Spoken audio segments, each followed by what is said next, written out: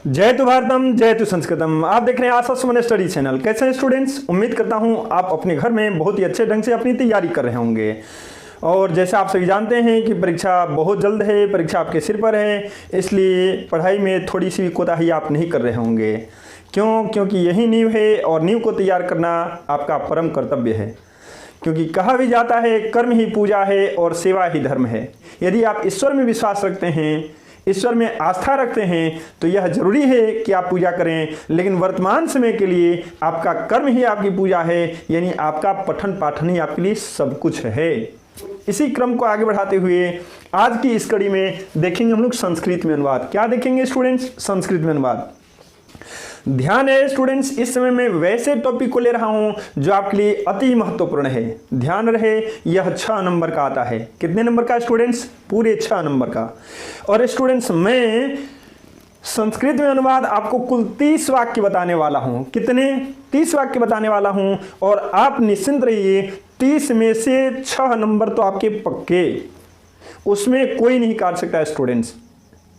यदि आप इन 30 वाक्यों को देख करके जाते हैं, हो सकता है कि वाक्य में थोड़ा सा परिवर्तन आपको दिखे, लेकिन आपको यदि ऐसा अनुवाद बनाने आ रहा है, आप ऐसे वाक्यों को याद रख रहे हैं, तो ध्यान रखिएगा कि वह 6 नंबर आपकी झोली में जरूर आएंगे।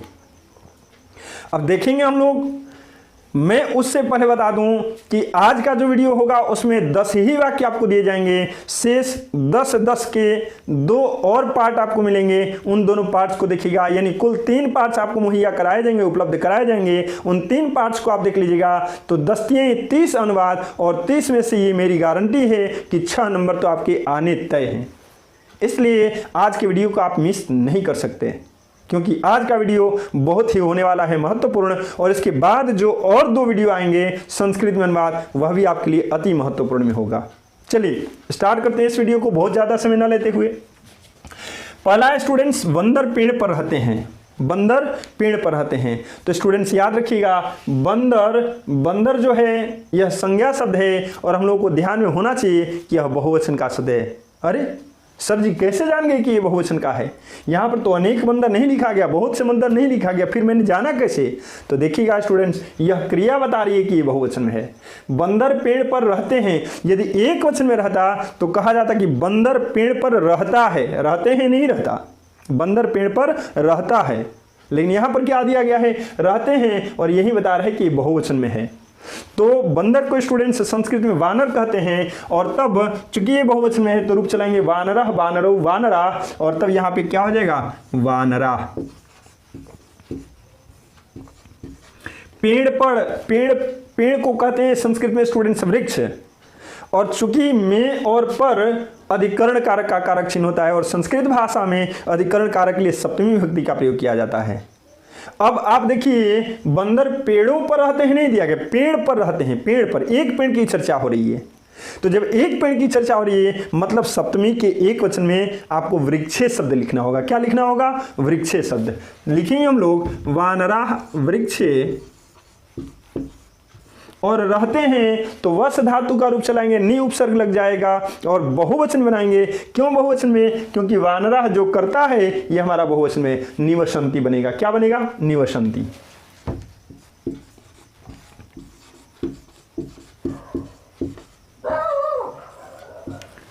आई बात समझ में? देखिए, बंदर पेड़ पर रहते हैं, क्या संस्कृत बना?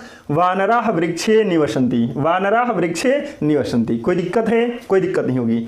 चलिए, हिमालय से गंगा निकलती है, अगला वाक्य है। मैं आपसे पूछूं कि हिमालय से, इसमें किस विभक्ति का प्रयोग करेंगे? आपका जवाब आना चाहिए सर जी पंचमी का प्रयोग करेंगे। क्यों पंचमी का प्रयोग करेंगे? क्योंकि अपादाने पंचमी होता है, जुदाई के अर्थ में पंचमी विभक्ति का प्रयोग किया जाता है। क्या?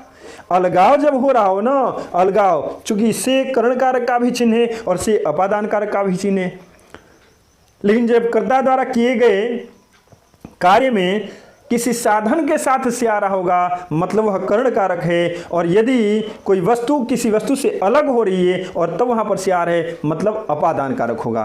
और अपादान कारक के लिए स्टूडेंट्स आपको ध्यान में होगा, अपादान कारक के लिए संस्कृत में पंचमी विभक्ति का प्रयोग करते हैं। जब पंचमी में रूप चलाएंगे तो हिमालयात बनेगा। क्या बनेगा स्टूडेंट्स? हिमालयात। और गंगा तो अपने आप में स्त्रीलिंग शब्द है, जैसे है वैसे नोट कर देंगे, गंगा। हिमालयात गंगा निकलती है, क्या हो जाएगा, निःसरति या निर्गच्छति। हिमालयात गंगा निःसरति, हिमालय से गंगा निकलती है। तीसरे वाक्य को देखेंगे हम लोग, छात्र विद्यालय में पढ़ते हैं। फिर देखिए यहाँ पर पढ़ते हैं आया ना, किस वचन में, जवाब आ रहा होगा सर जी अभी भी तो बताएं, रहते हैं बहुवचन में, यानी पढ़ते हैं तो ये भी बहुवचन में। तो जब पढ़ते हैं बहुवचन में मतलब छात्र शब्द देखने में भले लग रहा है कि सिंगुलर नंबर में है, यानी एक वचन में है, लेकिन यही क्रिया बता रही है कि बहुवचन में है। तो भूल करके भी छात्रा नहीं बताना, क्या बताना है, छात्रा बताना है। क्या बताना है स्टूडेंट्स, छात्रा, छात्रा। और विद्यालय में देखिए पेड़ पर है ना, पेड़ पर में और पर किसका चिन्ह होता है, अभी भी बताया है मैंने, अधिकरण कारक का चिन्ह। और अधिकरण कारक के लिए किस व्यक्ति का प्रयोग करते हैं, सप्तमी का ना, सप्तमी का प्रयोग करेंगे, यानी विद्यालय में तो विद्यालय बनेगा। क्या बनेगा स्टूडेंट्स, विद्यालय। और पढ़ते हैं बहुवचन में है, पठ धातु का रूप प्रथम पुरुष के बहुवचन में चलाएंगे, शब्द बनेगा पठंती। यहाँ तक कोई दिक्कत हो तो बताइए ना, कमेंट बॉक्स में जाइए, जल्दी बताइए। आगे देखिए, वह मेरा मित्र है, ये तो अच्छी बात है, मित्र होना चाहिए। और मित्र तो वैसे ही प्रसिद्ध है, हमारे यहाँ की मित्रता बहुत प्रसिद्ध है। कृष्ण सुदामा की मित्रता आपने देखी होगी ना, आपके भी बहुत सारे मित्र हैं, लेकिन चीटिंग करने के लिए नहीं, चीटिंग करने के लिए मित्र मत बनाइएगा। मित्र बनाइएगा कि वह विपत्ति के समय में आपका सहयोग करे। यह जो एग्जाम देने जा रहे हैं यह विपत्ति नहीं है आपके लिए, इसको विपत्ति मान के मत चलिए। यह आपका भविष्य तय करने वाला है कि आगे आप क्या करने वाले हैं ना। और यही तो बताएगा कि हमारी तैयारी कैसे रही, तैयारी में कहाँ चूक हुई, कहाँ गलती हुई, कितनी और तैयारी करनी चाहिए थी। और यही नींव है जो बताएगा कि नहीं अगला जो एग्ज़ाम होगा, यानी 11th का हो गया, 12th का हो गया, यानी ऊपर की कक्षाओं की तैयारी जो करनी होगी वो किस ढंग से करनी होगी, यही तो बताने वाला है। इसलिए इसको आप विपत्ति मत मानिए। चलिए आते हैं वाक्य पर। वाक्य कह रहा है वह मेरा मित्र है, इसको संस्कृत में बनाना हो, वह को कहेंगे सह। क्या कहेंगे स्टूडेंट्स, सह। और मेरा के लिए मम शब्द होता है, सह मम। और ये तो मित्र, मित्र नपुंसक लिंग में आता है ना, नपुंसक लिंग का शब्द है, तो मित्र का क्या बन जाएगा, मित्रम।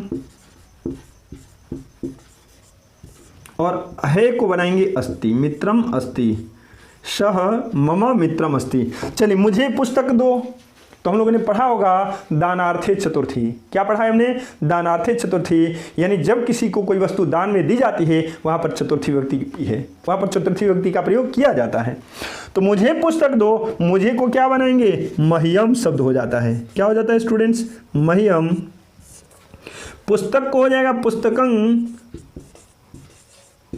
और दो का क्या होगा, दो का देही। मह्यम पुस्तकं देही या मह्यम पुस्तकं यच्छ, ये हो जाएगा। ठीक है स्टूडेंट्स। आइए स्टूडेंट्स देखते हैं छठे वाक्य को। यह वाक्य दिया है स्टूडेंट्स, सदा सत्य बोलना चाहिए।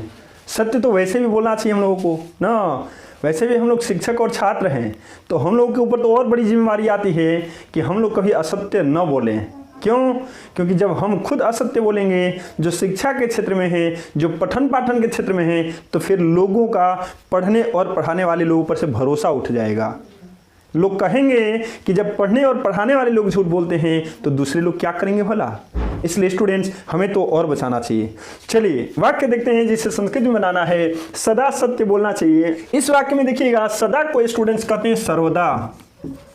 क्या बोलेंगे, सर्वदा। सत्य का हो जाएगा सत्यं। और बोलना चाहिए, तो आपको पता होगा कि बोलना चाहिए, चाहिए आया ना, तो मैंने बताया था जब भी वाक्य में चाहिए दिखे मतलब विधि लिंग का प्रयोग करना है। किसका, विधि लिंग का। विधि लिंग में जब वद शब्द का रूप चलाएंगे हम लोग तो वदेत होगा। क्या होगा स्टूडेंट्स, वदेत। सर्वदा सत्यं वदेत। चलिए 7 नंबर देखते हैं स्टूडेंट्स। 7 नंबर कह रहा है बिहार राज्य की राजधानी पटना है। ये तो बड़ा बढ़िया वाक्य आ गया, बिहार राज्य की राजधानी पटना है। ये हम लोग जानते भी हैं, 1 नंबर का जीके भी बन गया। क्यों, यदि आपको ध्यान में नहीं हो तो इसको ध्यान में रख लीजिएगा। कह रहे कि बिहार राज्य की राजधानी पटना है। तो चलिए इसको हम संस्कृत में कैसे बनाएंगे, तो बिहार राज्य की दिया है ना, और काकी की किस में आता है, षष्ठी विभक्ति में ना, तो बनाएंगे हम बिहार राज्यस्य बिहार राज्यस्य राजधानी पटना का क्या हो जाएगा? पाटलिपुत्रम। पाटलिपुत्रम अस्ति।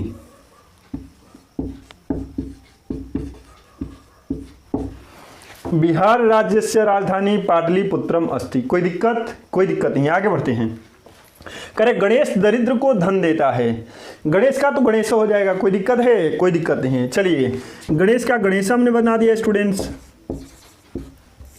और दरिद्र को, अब देखिए, को कर्म कारक में भी आता है और को संप्रदान कारक में भी आता है।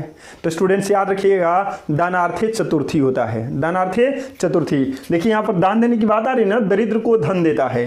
दान का मतलब है जो दान दे करके वापस न लिया जाए, यानी जो किसी दूसरे को दे करके वापस न लिया जाए, वही तो दान है। तो दरिद्र को आप धन दीजिएगा तो थोड़े वापस लीजिएगा। मतलब यह क्या है? दानार्थे चतुर्थी को ये बता रहा है। अब देखिए, दान के सेंस में चतुर्थी व्यक्ति दरिद्र को धन देता है। दरिद्र का रूप हम किसमें चलाएंगे? चतुर्थी में चलाएंगे। अब दरिद्र को यानी एक दरिद्र की बात हो रही है, दरिद्रों को नहीं कहा गया है। दरिद्र को, एक दरिद्र को यानी एक वचन में चलाएंगे। तो जब दरिद्र शब्द का रूप चलाएंगे तो चलेगा स्टूडेंट्स दरिद्राय, दरिद्राभ्याम, दरिद्रभ्य। एक वचन में क्या होगा? दरिद्राय। लिखेंगे हम गणेशः दरिद्राय। वैसे यहाँ पर निर्धनाय का भी प्रयोग कर सकते हैं। गरीब को होता है, निर्धन का मतलब गरीब होता है, लेकिन उससे सुटेबल ये है दरिद्र, तो दरिद्राय। निर्धनाय भी लिखते हैं तो नंबर कटने वाला आपका बिल्कुल नहीं है। धन का हो जाएगा स्टूडेंट्स धनम,